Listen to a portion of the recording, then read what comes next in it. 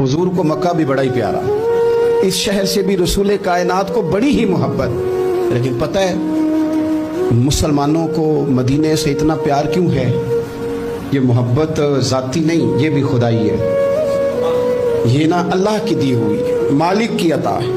हुजूर ने दुआ फरमाई मदीने की मोहब्बत के लिए। नबी पाक, ये जो हमारे सीने मचलते हैं, दिल तड़पते हैं, हमारी औलादें रोती हैं, हम सब कुछ कुर्बान करके भी उस शहर नूर में जाना चाहते हैं, तो ये खुदाई फैसला है, अल्लाह की पैदा की हुई मोहब्बत है।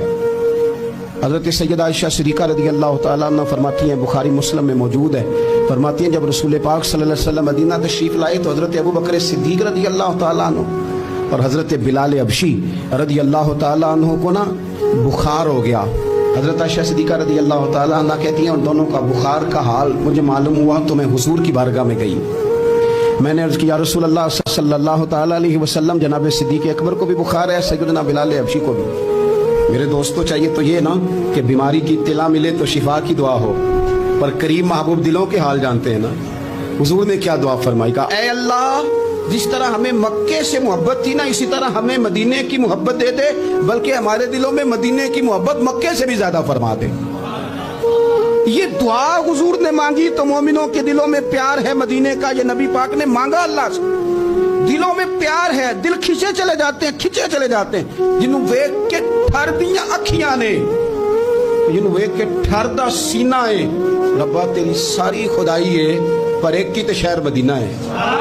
रब्बा तेरी सारी खुदाई च एक की ते शहर मदीना। रसूल पाक सल्लल्लाहु अलैहि वसल्लम ने दुआ फरमाई, अल्लाह हमारे दिलों में मदीने की मोहब्बत पैदा फरमा दे, और फिर फरमाया ऐ अल्लाह मदीने को सेहतमंद शहर बना दे, और फरमाया इस बुखार को ना यहाँ से मुंतकिल कर दे, जोफा की तरफ भेज दे, इस बुखार को निकाल दे, इसको सेहतमंद, तो सेहत वाला शहर बना दे। वहां तो बड़े बड़े बीमार जाके ठीक हो जाते हैं, बड़े बड़े कमजोर जाके तंदुरुस्त हो जाते हैं, बड़े बड़े बूढ़े जाके लगता है तवाना हो गए। वो तो शहर है, क्या बातें हैं उस शहर पर। इस बात को समझ ले कि तरजीह दुनिया को न दे, तरजीह आखिरत को, अल्लाह की ज़ात को। हमारी आखिरत किस तरह ठीक हो सकती है, आखिरत में कामयाब किस तरह हो सकते हैं, आखिरत में अल्लाह ताला की रज़ा कैसे पा सकते हैं, इसको तरजीह देनी चाहिए। नबी पाक सल्लल्लाहु ताला अलैहि वसल्लम के बहुत सारे सहाबा बड़ी शानों वाले, एक सहाबी का हम आज जिक्र करने जा रहे हैं जिनका नाम है हज़रत अबू ज़र ग़िफ़ारी रज़ी अल्लाह ताला। हमारे सूफिया तसव्वुफ़ में एक जुमला बोलते हैं कि तेरा तो फ़क्र फ़क्र बूज़र है, यानी जिनको सही दरवेश कहते हैं ना, सही दरवेश। मौला अली शेर खुदा रज़ी अल्लाह ताला अन्हु फरमाया करते, दो ही तो बंदे हैं जो रब के रस्ते में किसी शय की परवाह नहीं करते। हुजूर कौन से? फरमाया अबू ज़र ग़िफ़ारी है और दूसरे अलीउल मुर्तज़ा है। मौला अली फरमाया करते। ये ना मुसलमानों में से चौथे या पांचवें मुसलमान है। शुरू से एक सलीम तब आदमी, कुछ लोग तब बड़े नफीस होते हैं, तबनी अल्लाह की तरफ से शुरू से ही। इनका जो कबीला था बनु गफ़ार, वो राहज़नी करता था, लोगों को लूट लेता था। शुरू में ये काम किया, लेकिन जब कुछ लोगों की चीखें कानों में गईं तो छोड़ दिया। फरमाया नहीं यार, तबीयत नहीं मानती। और नबी पाक का कलमा पढ़ने से पहले ही बुतों की पूजा छोड़ के रब की इबादत शुरू कर दी।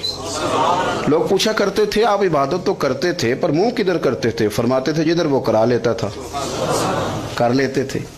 किसी ने इन्हें बताया कि मक्के में एक शख्स हैं जिन्होंने ऐलान नबुव्वत किया है, आपकी तरह की बातें करते हैं।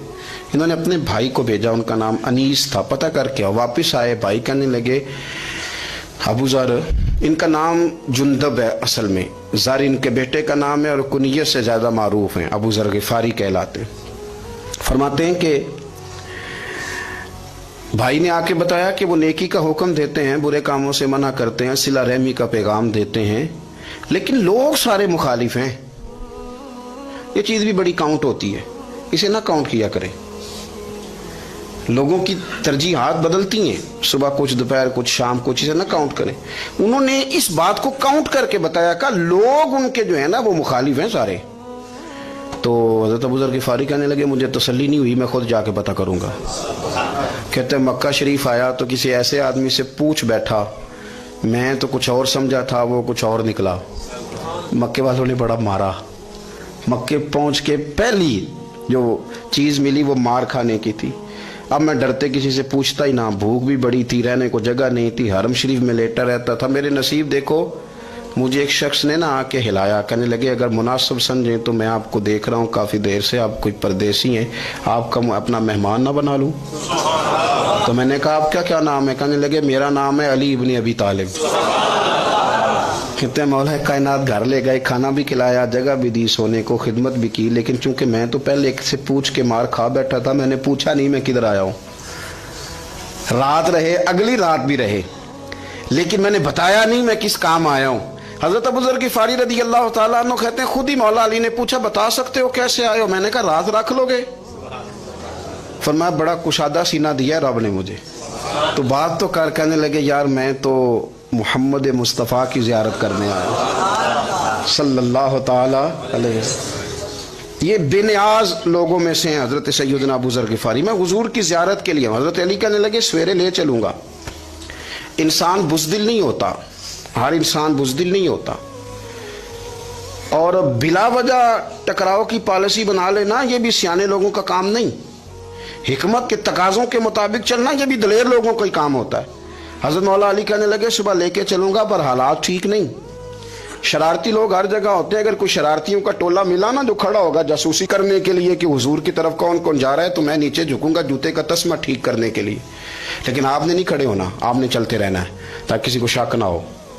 کہتے ہیں اس ترتیب سے حضرت علی مجھے لے کے گئے، میں حضور کی بارگاہ میں پہنچا۔ مولا علی کہتے ہیں بڑے بڑے لوگ سوال کرتے تھے پر یہ شروع سے سلیم الطبع تھے، مجھے کہہ لینے دینا، جنہوں نے ماننا ہوتا ہے وہ لمبے سوال کرتے ہی نہیں، مان جو لیا تو لمبے سوالوں کی ضرورت ہی کوئی نہیں۔ کہتے ہیں لوگ بڑے بڑے سوال کرتے تھے پر ابو ذر نے 2-3 باتیں پوچھی اور آگے جا کے کہنے لگے حضور ہاتھ بڑھائیں مجھے کلمہ پڑھائیں۔ نبی پاک صلی اللہ علیہ وسلم نے کلمہ پڑھایا، فرمایا باہر جا کے نا ابھی ذکر کرنا کہ تو مسلمان ہو گیا، یہ ماریں گے۔ عرض کی حضور انہیں مارنے دے، میں آیا بھی مار کھا نہیں ہوں، انہیں مارنے دے نا۔ پڑا فلک کو کبھی دل جلوں سے کام نہیں، داغ دلوی نے کہا تھا پڑا فلک کو کبھی دل جلوں سے کام نہیں، اور جلا کے راکھ نہ کر دوں تو داغ نام نہیں۔ ماری تو کھانے آئے ہیں، مارنے دے، کرنے دے، زور جتنا لگانا ہے لگانے دے۔ باہر جا کے اعلان کیا، مکے والوں نے مارا، اتنا مارا کہ بے ہوش ہو گئے۔ پھر کسی نے بتایا کہ تم نے گزرنا بھی ہے ان کے علاقے سے، بنو غفار سے، پھر ان کا پتہ بھی ہے یہ لوگ بڑے سخت ہیں، پھر چھوڑا۔ تب ان بڑے جلالی تھے، زاہد مزاج تھے، فرماتے تھے کہ جو تمہاری ضرورت سے زیادہ ہے وہ سارا صدقہ کرو۔ کنز کے معاملے میں ان کا رویہ یہ تھا، صرف حضرت صدیق اکبر کو کچھ نہیں کہا انہوں نے، باقی حضرت عمر جیسے آدمی کو بھی کھڑا کر کے کہہ لیتے تھے یہ مال کیوں رکھا ہوا ہے خزانے میں، بانٹتے کیوں نہیں سارا؟ اور جناب عثمان غنی رضی اللہ تعالیٰ عنہ کے ساتھ تو باقاعدہ کئی دفعہ اس موضوع پر گفتگو کی۔ وہ کہتے تھے کہ جب اللہ کہتا ہے قرآن میں کہ مال دولت جمع نہیں کرنی، تو وہ جو لوگ تھے وہ بھی بڑی شانوں والے تھے، وہ کہتے تھے کہ اللہ نے جب زکوٰۃ فرض کی تو مال جمع ہوتا ہے تو زکوٰۃ فرض ہوتی ہے نا، جب فطرانے کا کہا تو مال ہوتا ہے تو فطرانہ آتا ہے نا۔ تو آپ جو کہہ رہے ہیں وہ ٹھیک ہے پر آپ اعلیٰ بات کر رہے ہیں تقوی کی، سارا بانٹو۔ تو حضرت ابو ذر غفاری کہتے تھے چلو ٹھیک ہے تمہاری بھی بات مان لیتا ہوں، پر یہ بتاؤ مدینے والے کا اپنا طریقہ کیا ہے؟ کہ بھئی حضور کا طریقہ تو وہی ہے جو آپ بتا رہے ہیں۔ تو فرمانے لگے پھر اس رستے نہ چلیں جو رستہ مدینے والے رسول کا ہے، اور حضور سے نبی پاک سے عشق کرتے بڑا کھل کے۔ یہ صحابہ صفہ میں سے تھے۔ کلمے پڑھنے کے بعد چونکہ طبیعت جلالی تھی تو حضور نے بھیج دیا، فرمایا واپس جاؤ اپنے قبیلے میں تبلیغ کرو۔ واپس گئے، بھائی کو مسلمان کیا، والدہ کو مسلمان کیا، قبیلہ سارا مسلمان کیا، وہیں رہے۔ ہجرت مدینہ کے بعد آئے تبوک کے موقع کے قریب، اور حضور نے اصحاب صفہ میں رکھ لیا۔ نوکری کرتے مدینے والے رسول کی، دلیر آدمی تھے، بڑا قبیلہ تھا، پر ڈیوٹی کرتے، ڈیوٹی خدمت کرتے۔ ایک بیٹا تھا زر اس کا نام تھا، اس کی ڈیوٹی لگائی تم نے میرے نبی پاک کے اونٹ چرانے۔ ڈاکو آئے تو صاحبزادہ اونٹوں کی اونٹنیوں کی حفاظت کرتے شہید ہو گیا۔ اور یہ انوکھا بندہ ہے جس نے شرط لگائی تھی کہ میں نے کالی سیاہ رنگ کی عورت سے شادی کرنی، انوکھا بندہ ہے۔ ایک بیٹی تھی، ایک بیٹا، بیٹا شہید ہو گیا، بیوی سے کہا تم نے نبی پاک کے گھر میں خدمت کرنی ہے، حضور کے گھر والوں، اور میں نبی پاک کی نوکری کروں گا۔ حضور کی خدمت کرتے، ہر وقت خدمت میں رہتے۔ اور حضور جب آتے نا، صحابہ صفہ میں یہ شامل تھے جو لوگ دین سیکھتے، حضور جب آتے تو سب سے پہلے آ کے حضرت ابو ذر غفاری کا پوچھتے، بلائیں، اور جب بات کرتے حضور تو بار بار ان کو مخاطب کر کے بات کرتے۔ حضرت ابو ذر غفاری رضی اللہ تعالیٰ عنہ کا نبی پاک سے اتنا پیار کہ ہماری بھی مشکل حل کر دی. ابو داؤد شریف میں موجود ہے. ایک دن کہنے لگا یا رسول اللہ صلی اللہ علیہ وسلم اگر کوئی بندہ کسی سے پیار بڑا ہی کرے پر اس جیسے عمل نہ کر سکے, کوشش کرے کرنا. لوگ ہمیں کہتے ہیں نا جی پیار بڑا, عمل بھی تو کرو نا, بھی کرنا چاہیے پر انسان ہے نا, غلطی بھی تو ہو ہی جاتی ہے. اب ہم عمل نہیں کر سکتے تو تم ہمیں پیار بھی نہیں کرنے دو گے؟ مہربانی کرو پیار تو کرنے دو نا. حضرت ابو ذر غفاری نے کہا, ابو داؤد شریف میں موجود ہے, یا رسول اللہ صلی اللہ تعالی علیہ وآلہ وسلم حضور پیار بڑا کرے پر ان جیسے عمل نہ کرے تو حکم کیا ہے؟ تو حضور نے فرمایا پیار سچا کرے, اللہ قیامت کے دن جس سے محبت کرے گا نا اس کے ساتھ ہی دونوں کو اکٹھا فرما دے گا. تو حضرت ابو ذر نے فوراً کہا حضور پھر مجھے آپ سے بھی بڑا پیار ہے, رب سے بھی بڑا پیار ہے. فرمایا فکر نہ کرنا, جنت میں اکٹھے ہی جائیں گے. اتنی محبت رسول پاک کی ذات کے ساتھ. حضور کی نوکری کرنا, ایک دن خدمت کرتے کرتے سو گئے. حضور مسجد میں آئے پتہ کرنے کہ ابو ذر آرام کر رہا ہے. یہ بھی مزہ ہوتا ہے, خیال رکھنا اپنے درویشوں کا, کیا کھایا کیا پیا کہاں سوئے. حضور رات کو آئے, یہ سوئے ہوئے تھے. فرماتے ہیں حضور نے میرا انگوٹھا ہلایا, میں اٹھ کے بیٹھ گیا, حضور بھی میرے پاس بیٹھ گئے. اور میں ابو ذر بڑا پیار کرتے ہو, سونے آپ کو پتہ ہی ہے. کہا یار تو بڑی نوکری کرتا ہے, ایک دن وہ بھی آئے گا جس دن تجھے میری مسجد اور میرے شہر سے جانا پڑے گا, پھر کیا کرو گے؟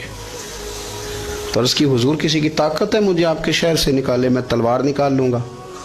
تو نبی پاک نے فرمایا تلوار نہ نکالنا, جہاں تمہیں بھیجا جائے چپ کر کے چلے جانا. حضور کب تک؟ فرمایا جب تک اللہ تیری اور میری ملاقات نہیں کرا دیتا, یعنی وصال تک. یہ واحد شخص ہیں کہ حضور کے وصال ظاہری کا وقت آ گیا تو فرمایا کوئی میرے ابو ذر کو بلاؤ. جب یہ آئے تو حضور لیٹے ہوئے تھے, یہ جھکے نبی پاک کی طرف, حضور میں حاضر ہوں. تو حضور نے پکڑ کے سینے کے ساتھ لگا لیا. میرے رسول پاک صلی اللہ علیہ وسلم کی خدمت میں ایک دفعہ عرض کرنے لگے حضور مجھے صوبے کا گورنر بنا دیں. تو نبی پاک نے فرمایا ابو ذر میں عہدے پسند نہیں کرتا, تو تمہیں بھی میں کہتا ہوں عہدہ نہ لینا, تمہیں بھی کہتا ہوں عہدہ نہ لینا. فرمایا ابو ذر میں جو چیز اپنے لیے پسند کروں گا تمہیں بھی اسی کا مشورہ دوں گا.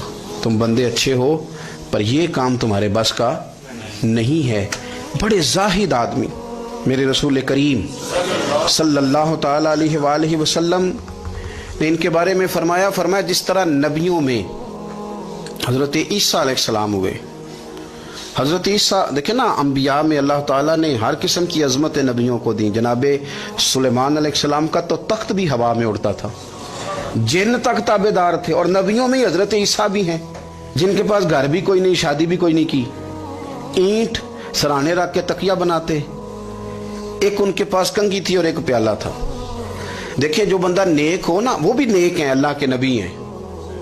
آپ اپنا تقوی مسلط نہیں کریں گے, جو وہ کر رہے ہیں وہ بھی مخلص ہو کے کر رہے ہیں. حکومتیں جو چلانی ہیں تو وہ کس نے چلانی ہے؟ اگر نیک بندے نہیں آئیں گے تو غلط لوگ آئیں گے, قوموں پہ ظلم کریں, وہ بھی اپنی جگہ ٹھیک ہیں. لیکن یہ جو کر رہے ہیں یہ بات بھی اپنی جگہ بالکل ٹھیک ہے. ہم پتہ کیا کرتے ہیں, ہم چیزوں کو مسلط کرتے ہیں, ایک دوسرے پر مسلط نہیں کریں چیزوں کو. آپ جو کر سکتے ہیں, جو رستہ آپ کو صحیح لگتا ہے اختیار کر لیں. یہی تو ہمارے دین کا حسن ہے کہ سارے رستے واضح کر کے ہمیں دکھاتا ہے. حضرت عیسیٰ علیہ السلام نے ایک دن دیکھا کہ ایک بندہ نا انگلیوں کے ساتھ اپنے بال سیدھے کر رہا ہے. تو آپ نے فرمایا یار کنگھی کے بغیر بھی کام چل سکتا ہے, کنگھی بھی خیرات کر دی. دیکھا ایک بندہ ہاتھ کا تکیہ بنا کے لیٹا ہے, تو فرمایا اینٹ بھی دے دو, کسی کے کام آ جائے گی.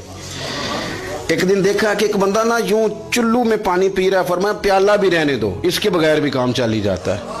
جناب عیسیٰ کا یہ زہد تھا. میرے نبی پاک علیہ السلام نے فرمایا جس نے جناب عیسیٰ کا زہد دیکھنا ہو وہ میرے ابو ذر غفاری کو دیکھے, ان کو دیکھے. یہ دنیا میں جناب عیسیٰ کے زہد کے مطابق چلتے پھرتے ہیں. ساری زندگی دولت کو, مال کو پسند نہیں کیا. جہاں رہتے تھے ایک گورنر صاحب نے 300 دینار تحفے میں بھیجے. تو ایک ہوتا ہے نا بندہ کہتا ہے نہیں ضرورت نہیں. اور حضور سید عالم صلی اللہ علیہ وسلم نے تو عمر سے فرمایا تھا جو خود بخود آ جائے وہ قبول کر لو اللہ کی طرف سے. لیکن ان کا رنگ فقیری والا تھا اور تھوڑا انوکھا تھا. 300 دینار آئے تو فرمانے لگے اسے جا کے کہو تمہیں کوئی اور بندہ نہیں ملا دھوکہ دینے کے لیے, میرے گھر ہی مال بھیج دیا ہے. فرمانے لگے میرے پاس گدھا ہے سواری کرنے کے لیے, میرے پاس بکریاں ہیں دودھ پینے کے لیے, میرے پاس ایک چادر اضافی ہے سامان میں سے, میں تو ڈرتا ہوں کہ رب کہیں اس چادر کے بارے میں سوال نہ پوچھ لے, اور تم ہو کہ میرے پاس یہ لے کے آئے ہو. حضرت عثمان غنی کے پاس جا کے کہا کرتے کتنا لوگوں کے پاس پیسہ آ گیا ہے, ہر بندے کے گھر میں مال ہے, یہ کیا ہو رہا ہے, لوگوں سے کہیں خرچ کریں غریبوں پہ. عثمان غنی فرمانے لگے تمہیں تو خوش ہونا چاہیے کہ میرے دور میں لوگ خوشحال ہو گئے. آپ فرمانے لگے نہیں, وہ والا رنگ زیادہ بہتر ہے جو مدینے والے نے اختیار فرمایا, کیونکہ کچا رنگ للاری والا چڑھدا تے لیندا رہندا عشق تیرے دا رنگ محمد, جدوں چڑھ جائے پھر نہیں لیندا. آپ کی طبیعت کے اندر دولت سے بیزاری. حضرت ابو درداء, حضرت ابو موسیٰ اشعری, حضرت ابو ہریرہ رضی اللہ تعالیٰ عنہ, یہ سمجھ لیں ان کے کلاس فیلو تھے, ان کے ساتھ پڑھا تھا انہوں نے. حضرت ابو ذر غفاری ان پر بھی جلال کرتے. آپ یقین کریں کہ طبیعت نا ایسے کیف میں آ گئی ان کو پڑھ کے. ان کو پڑھا جب کچھ دنوں سے تو کچھ انوکھا, یہ انوکھی وجہ ہے, سارے زمانے سے نرالے ہیں یہ بندے, کون سی بستی کے یار اب رہنے والے ہیں, یہ کس طرح کے لوگ ہیں, کیا سوچ ہے. حضرت ابو درداء رضی اللہ تعالیٰ عنہ کے گھر کے قریب سے گزرے تو حضرت ابو درداء مکان بنا رہے تھے. کیا جملہ کہا, تڑپ گئی روح. فرمانے لگے ابو درداء تجھ سے مجھے یہ امید نہیں تھی یار. فرمایا کیا ہوا؟ فرمانے لگے اب تیرا مکان بنانے کے لیے بھی اللہ کے بندوں کی پشتوں پر اینٹیں رکھی جائیں گی. تیرا مکان بنانے کے لیے رب کے بندوں کی پشتوں پر اینٹیں تیرے لیے. حضرت ابو درداء نے گردن جھکا لی. فرمایا یار جہاں تو ہے نا تو بالکل ہی ٹھیک کہتا ہے. کیوں؟ میرے نبی پاک صلی اللہ علیہ وسلم نے فرمایا اس زمین کے اوپر اور آسمان کے نیچے ابو ذر غفاری سے سچا بندہ کوئی نہیں, ان سے زیادہ سچا کوئی نہیں. فرمایا تو ٹھیک کہتا ہے یار, صحیح کہتا. حضرت ابو موسیٰ اشعری رضی اللہ تعالیٰ عنہ کو گورنر بنا دیا گیا عراق کا. اب حضرت ابو موسیٰ اشعری صحابہ میں ایک بڑے جلیل القدر صحابی ہیں, اور ان کی عظمتیں, رفتیں, بلندیاں کیا کہنا, بڑی گہری دوستی تھی. لیکن جب وہ گورنر بن گئے نا تو آپ نے فرمایا بس بھائی اب تو نے عہدہ لے لیا ہے, یہ بندے کو ٹھیک نہیں رہنے دیتی چیزیں, اب تو عہدے میں چلا گیا. بڑی مدت کے بعد ملاقات ہوئی حضرت ابو موسیٰ اشعری کے ساتھ. وہ دوڑ کے آئے حضرت ابو ذر غفاری کے گلے ملنے, میرا بھائی میرا بھائی. فرمایا پیچھے ہٹ جا, میں نہیں تیرا بھائی, تو گورنر ہے, میں غریب آدمی ہوں, اپنا کام کر. پھر دوڑ کے آئے. فرمایا ابو ذر تو میرا بھائی ہے یار, اکٹھے پڑھتے تھے حضور. فرمایا نہیں جا, تو نہیں میرا. پھر آئے, جانتے تھے نا یہ سچا بندہ ہے, یہ سچا بندہ ہے, یہ تقریروں والا نہیں, صرف وعظوں والا نہیں, اس کے اندر بھی بڑی سچائیاں ہیں. قریب آئے, آ کے کہا یار تو میرا بھائی ہے, میرے سینے لگ. فرمانے لگے تو تیسری بار آیا ہے, مومن ہے, میں منہ نہیں موڑ سکتا, پر پہلے مجھے بتا گورنر بننے کے بعد تو نے مکان کتنے بنائے, باغ کتنے لگائے, چکیاں کتنی لگائیں, کتنے تو نے چیزیں بنائی ہیں, پہلے بتا. تو ابو موسیٰ اشعری نے ان کا ہاتھ پکڑا, رونے لگے. کہنے لگے جس محبوب سے تو نے تربیت لی ہے میں بھی انہی کا نوکر ہوں, جن کپڑوں میں میں عراق گیا تھا میرے ہاتھ بھی وہی ہیں یار. کیا بات کرتا ہے تو, میرے وہی ہیں. مجھے بتا اگر یہ عہدے خدمت کے ہم نہیں لیں گے تو پھر کیا ظالموں کو دیں گے, غیروں کو دیں گے؟ نہ کر, کچھ نہیں بنایا. حضرت سیدنا ابو موسیٰ اشعری رضی اللہ تعالیٰ عنہ روئے, اور جب کہا نا کوئی شے نہیں میرے پاس, تو فرمایا اچھا چل آ جا, پھر سینے لگ جا, تو واقعی میرا بھائی ہے. پھر حضرت ابو ذر غفاری نے محبت فرمائی. وہ درویشی, وہ فقیری, وہ سادگی, وہ نورانیت, وہ دل کے ساتھ اندر. ہمارے تو بہت سارے لوگ ہیں جو کہتے ہو کہاں لے جانا ہے مال, کیا ضرورت ہے مال کی, ہر وقت مال کی مخالفت کرتے ہیں, لیکن دل ان کا کہتا ہے کہ آئے صحیح کسی طریقے سے, پہنچے صحیح. حضور نے فرمایا بعض لوگوں کی زبانیں شہد سے زیادہ میٹھی, دل بھیڑیے سے زیادہ خطرناک. اوپر سے کہہ کچھ رہے ہیں, اندر حالات کچھ اور ہیں. لیکن حضرت ابو ذر غفاری رضی اللہ تعالیٰ عنہ دوری دولت سے. آپ فرماتے کیوں ہیں لوگوں کے پاس مال, کس لیے اتنا مال جمع کیا ہے, کیا ساری غریبی ختم ہو گئی ہے, غربت مٹ گئی ہے ساری, کیوں لوگ مال بناتے ہیں؟ ایک اور آپ کی کلاس فیلو تھے جو بصرے کے گورنر بنے, عبداللہ بن عامر رضی اللہ تعالیٰ. ایک صاحب سے ملاقات ہوئی, جناب نافع تائی ان کا نام تھا. تو ابو ذر غفاری سے وہ بڑے شوق سے ملنے آئے, حضور کے صحابی سمجھ کر کے. فرمایا کہاں کے رہنے والے ہو؟ کہا میں تو بصرے کا رہنے والا ہوں۔ فرمایا وہاں میرے ایک کلاس فیلو ہیں عبداللہ بن عامر، کہا وہ تو آج کل گورنر ہیں، فرمایا میرا ایک پیغام دے دو گے اس کو جا کے؟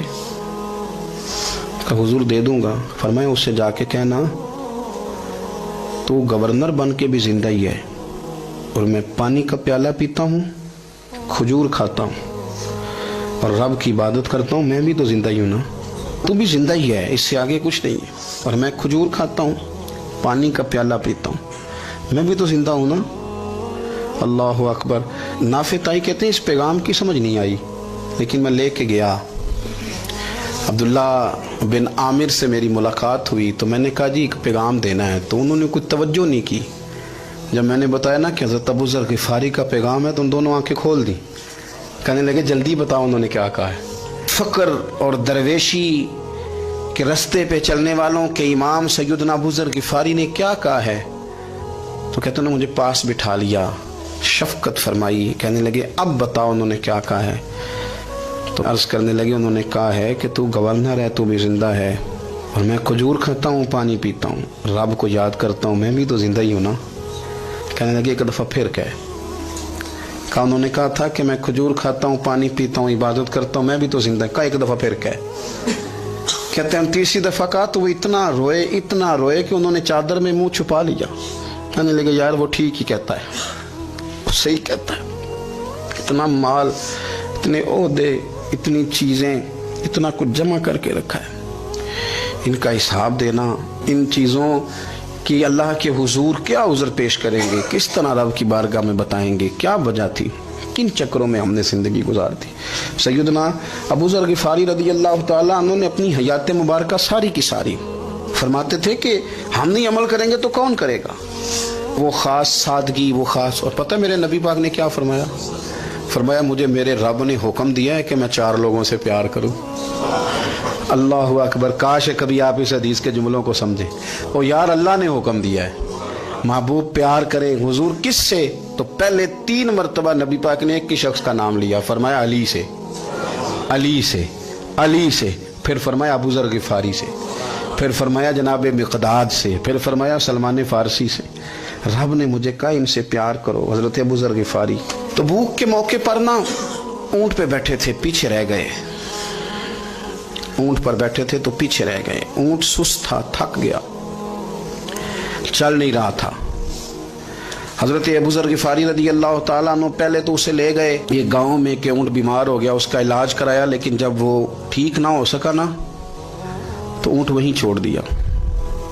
حضور صلی اللہ علیہ وسلم کے پیچھے ضرور پہنچنا ہے میدان تبوک میں، تو جو سامان تھا وہ سارا پشت پہ رکھا اور اکیلے ہی چل دیے، تنے تنہا اور پیدل۔ سامنے سے گرد اڑتی ہوئی نظر آئی تو لوگوں نے کہا حضور پتہ نہیں کون آیا ہے۔ فرمایا تمہیں نہیں پتا، مجھے تو پتا ہے نا، ابو ذر غفاری آیا ہے، ابو ذر غفاری آئے۔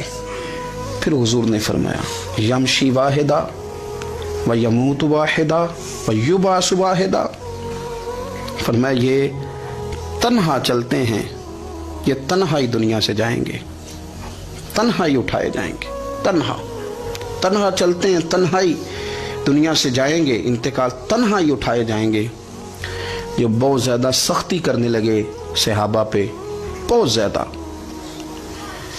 تو حضرت عثمان غنی رضی اللہ تعالیٰ عنہ نے فرمایا کہ آپ اپنے مزاج کے لحاظ سے تو درست ہیں، پر جو چیز آپ طاری کرنا چاہتے ہیں جب شریعت گنجائش دیتی ہے تو آپ کیوں اتنی سختی فرماتے ہیں؟ تو فرمانے لگے ٹھیک ہے پھر مجھے ربضہ جانے کی اجازت دے دو۔ ربضہ ایک بستی تھی، جنگل تھا، وہاں کوئی آتا جاتا نہیں تھا، اسی کسے دیکھو جو نیچے لگ گئے کہ نہ کچھ ہڈا تردی۔ حضور نے کہا تھا نا یمشی واحدہ، اکیلا چلے گا، ربضہ چلے گیا۔ حضرت سیدنا عثمان غنی نے کہا یہ کچھ بکریاں لے جاؤ، دودھ پی لیا کرنا۔ فرمایا عثمان مجھے مال کی تو ضرورت پہلے دن سے ہی کوئی نہیں، مجھے تو رب رسول کی ضرورت ہے، ان کی کرم نوازیاں میرے ساتھ رہتی ہیں۔ تشریف لے گئے، وہاں تنہا کھجور کے خشک ٹکڑے کھاتے، عبادت کرتے، اللہ کو یاد کرتے۔ بڑے بڑے لوگوں نے آ کے کہا کہ ابو ذر آپ کی بڑی شان ہے، ہمارے ساتھ چلیں۔ فرمایا چھوڑو، کہاں منشور ہم اور کہاں ہنگامے محبت کے، ایک حجرے میں رہتے ہیں، خدا کو یاد کرتے ہیں، ضرورت کوئی نہیں، جہاں ہوں نا وہاں میں ٹھیک ہوں، حاجت نہیں. وصال کا وقت آ گیا, دنیا سے جانے کا ٹائم آ گیا, اکیلے ہیں, بیوی ہے اور بیٹی ہے, جنگل کا علاقہ ہے, حج ہو گیا, راستے بند ہو گئے, بیمار ہو گئے. اپنی اہلیہ کو بلا کے کہنے لگے اب میں بچوں گا نہیں, اب جانے کا وقت آ گیا. میں نے فقیری جو حضور کی دیکھی تھی اس میں نے وقت گزارا ہے, اور دیکھ میں جا بھی فقیری میرا لے سجدہ سا توڑ نہیں پائی, جان بھی دیتی تیرا تیرے. اب جانے کا وقت ہے تو اس طرح کرنا, اگر تیرے پاس کوئی کپڑا ہوا تو مجھے کفن دے دینا, نہ ہوا تو اللہ کے سپرد کر دینا. کہا ہم 2 عورتیں ہیں, جنازہ غسل کفن. فرمایا رب جماعت بھیجے گا میرے لیے, لوگ آئیں گے, میرے نبی پاک نے مجھ سے وعدہ کیا تھا آئیں گے نا لوگ. تو اہلیہ کہنے لگی ابو ذر آپ کو کیسے پتا ہے کہ آپ اس صحرا میں انتقال کر جائیں گے, اللہ شفا دینے والا ہے. فرمانے لگے ہم 3-4 لوگ بیٹھے تھے تو حضور نے فرمایا تھا تم میں سے ایک شخص صحرا میں اکیلا انتقال کر جائے گا. تو وہ میرے جتنے باقی ساتھی تھے وہ سارے انتقال کر گئے, اب میں اکیلا ہی بچا, مجھے پتا ہے وہ میں ہی ہوں. تو تم دیکھنا تمہیں کوئی نہ کوئی مل جائے گا غسل کفن کے لیے. آپ کی اہلیہ کہتی ہیں کہ میں اٹھی, کبھی دوڑ کے میں باہر جاتی, سڑک پہ جا کے دیکھتی کوئی گزر رہا ہے, پھر میں آ کے کہتی حج ختم ہو گیا ہے, راستے بند ہو گئے ہیں, کون آئے گا جنگل میں. پھر میں آ کے ان کی تیمارداری کرتی, پھر اٹھ کے جاتی, پھر میں آ کے تیمارداری کرتی. اچانک میری نظر پڑی تو ایک چھوٹا سا قافلہ آ رہا تھا. اس قافلے میں چند لوگ تھے اور سب سے بڑھ کر صحابی رسول حضرت عبداللہ ابن مسعود بھی تھے. میں نے ان کو اشارہ کیا تو وہ دوڑے آئے, کہنے لگے بہن کیا ہے. میں نے کہا یہاں ایک شخص ہے, تمہاری تھوڑی سی ضرورت ہے اس کو. عبداللہ ابن مسعود کہنے لگے کون ہے بی بی. کہتے ہیں میں نے کہا کہ وہ ابو ذر غفاری ہیں. کہتے تڑپ کے روئے عبداللہ ابن مسعود, تڑپ کے. کہنے لگے ابو ذر میرے نبی پاک کا پیارا, میرے ماں بھی اس پہ قربان, تیرا باپ بھی قربان, کدھر ہے جلدی بتاؤ. کہتے میں لے آئی, 4-5 لوگ تھے وہ. تو سیدنا ابو ذر غفاری کہنے لگے عبداللہ میرا وصال ہو جائے گا لیکن یاد رکھنا میری بیوی کے پاس کفن کے لیے کپڑا موجود نہیں. وہ لے سجنا سا توڑ ہی نہیں پائی, جان بھی دیتی تیرا تیرے, کفن کے لیے کپڑا نہیں ہے. لیکن تم میں سے نا وہ بندہ کوئی کپڑا نہ دے جو کبھی کسی سرکاری عہدے پہ رہا ہو, وہ بندہ میرے کفن کے لیے کپڑا نہ دے کسی سرکاری عہدے پہ رہا. ایک انصاری جوان کہنے لگا ابو ذر میں کبھی کسی عہدے پہ نہیں رہا, اگر آپ میری چادر قبول کر لیں کفن کے لیے تو میں ٹھیک ہے. میں نے نا حضور کے طریقے پر زندگی گزاری ہے, چپ کر کے میرا جنازہ پڑھ دینا اور مجھے کہیں اور نہ لے کے جانا. اسی کسی دے کچھ نہیں جو لگتے تو نہ کوئی ساڈا دردی, یہیں کسی صحرا میں جنگل میں یہیں کوئی قبر کھود کے مجھے دفن کر دینا, مجھے جانے نہیں ہے کسی جگہ. حضرت عبداللہ ابن مسعود رضی اللہ تعالیٰ عنہ نے جنازہ پڑھایا, اور اس درویش کو جو 5ویں یا 4تھے مسلمان ہیں ان کو وہاں دفن کیا. جب خبر پہنچی نا مدینے تو سب سے زیادہ آنسو مولا علی نے بہائے, سب سے زیادہ حضرت علی نے. لوگوں نے کہا اتنا کیوں روتے ہو. فرمایا 2 ہی تو بندے تھے جو اللہ کے راستے میں کسی کی پرواہ نہیں کرتے تھے, اب ایک ہی رہ گیا ہے. کہ حضور کیا مطلب. فرمایا 2 ہی تھے, ایک ابو ذر اور ایک علی, اب اکیلا علی تو رہ گیا, وہ چھوڑ کے چلے گئے. حضرت سیدنا ابو ذر غفاری رضی اللہ تعالیٰ عنہ اس عظیم شخص کا نام ہے. سردار قبیلے سے تعلق تھا, بڑے بہادر تھے, پر حضور کو فقیری میں دیکھا تو پھر زندگی اسی فقیری میں گزارتی, اسی فقیری میں, اسی طریقے میں وفا کر کے نا اسی رنگ میں گزار دی, انہی نقشوں پہ رہے. اگرچہ جائز تھا, بڑے بڑے لوگ تھے, بڑے بڑے لوگ تھے. حضرت عبد الرحمن ابن عوف بڑا مال تھا, حضور نے ان کو جنتی کہا, ان کے پیچھے نماز پڑھی, سب ٹھیک تھا. پر فرماتے تھے یار میں انکار نہیں کرتا, پر میرے نبی نے فقیری کی, حضور نے ایک وقت کھایا ایک وقت بھوک کاٹی, تم کس طرح بھر بھر کے پیٹ کھاتے ہو, تم کس طرح اتنی آسانیاں دیکھتے ہو. حضرت ابو ذر غفاری فرماتے تھے مجھے میرے نبی پاک نے 6 باتوں کی وصیت کی تھی. اپنے بچوں کو بتاتے تھے, دوستوں کو 6 باتوں کی حضور نے وصیت کی تھی. سب سے پہلے حضور نے فرمایا تھا ابو ذر مسکینوں سے محبت کرتے رہنا. دوسرا نبی پاک صلی اللہ علیہ وسلم نے فرمایا تھا جب بھی دیکھنا نیچے والوں کو دیکھنا, اوپر والوں کو نہ دیکھنا, مالداروں جاگیرداروں پہ توجہ نہ کرنا, ذہن خراب ہوگا, نیچے دیکھنا, غریبوں کی طرف توجہ رکھنا. تیسرے نمبر پر نبی پاک صلی اللہ علیہ وسلم نے فرمایا تھا ہر حال میں حق بات کہنا اگرچہ وہ کڑوی ہو. چوتھے نمبر پہ میرے محبوب نے فرمایا تھا اللہ کے معاملے میں کسی کی پرواہ نہ کرنا, کوئی کیا کہتا ہے کہتا رہے, تم رب کے رستے پہ چلتے رہنا, ملامت کی پرواہ نہ کرنا. اور پانچویں نمبر پر میرے نبی پاک نے مجھ سے کہا تھا اگر رشتہ دار تجھ سے تعلق توڑیں بھی نہ تو جوڑ کے رکھنا, صلہ رحمی نہ چھوڑنا. نبی کریم علیہ السلام نے فرمایا, بخاری مسلم ہے, فرمایا 7 ہلاک کرنے والی چیزوں سے بچنا, اگر ان میں تم چلے گئے تو ہلاک ہو جاؤ گے. 7 چیزیں ہیں جو تمہیں ہلاک کر دیں. یا رسول اللہ صلی اللہ علیہ وسلم وہ کون کون سی؟ تو حضور نے فرمایا اللہ کے ساتھ شریک نہ کرنا, ہلاک ہو جاؤ گے. دوسرا نبی پاک صلی اللہ علیہ وسلم نے فرمایا جادو نہ کرنا, ہلاک ہو جاؤ گے, ہلاک. اور یار جسے حضور فرما رہے ہیں ہلاک ہو جائے وہ بچے گا.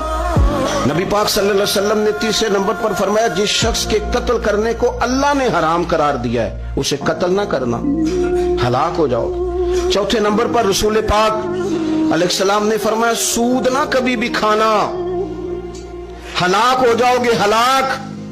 بڑی بڑی دلیلیں دی بینک والوں نے, بڑا سمجھایا تو حادثہ مان گئے, محترم مان گئے, کہنے لگے نہیں جی نہیں وہ کاروبار میں لگاتے ہیں. بڑے بھولے والے ہیں ہم, پتہ سارا ہے. اور دیکھو سب کاموں کے باوجود مستقل بینکوں میں پیسے اس اکاؤنٹ میں رکھے ہوئے ہیں جہاں سے مستقل سود آتا ہے. حضور نے فرمایا نہ کرنا یہ کام. تو کہتے میں سود پہ پیسے لے کے کاروبار چمکاؤں گا, تیرے نبی پاک نے تو فرمایا تو ہلاک ہو جائے گا. تو کہتا میں میل لگاؤں گا, حضور نے تو فرمایا ہلاکت ہے. تو کہتا ہے میں بڑا کچھ کر جاؤں گا تو ہلاکت ہے. اچھی طرح سمجھ لیں, اصل مال بھی ضائع ہو جاتا ہے اس بندے کا جو سود کا مال ملا لیتا ہے, اصل برکت بھی اڑ جاتی. اور میرے نبی پاک صلی اللہ علیہ وسلم نے 5ویں نمبر پہ فرمایا یتیم کا مال نہ کھانا, ہلاک ہو جاؤ گے. اور پھر 6 نمبر پر نبی پاک علیہ السلام نے فرمایا کفر سے جہاد ہو رہا ہو تو کبھی پیٹ پھیر کے بھاگنا نہ, ہلاک ہو جاؤ گے. اور 7ویں نمبر پر اللہ کے رسول نے فرمایا بے قصور اور بے گناہ عورت پر تہمت نہ لگانا, بلا وجہ بہو کے کھاتے نہ کچھ ڈال دیں. یہ 7 وہ چیزیں ہیں جو ہلاک کر دیں.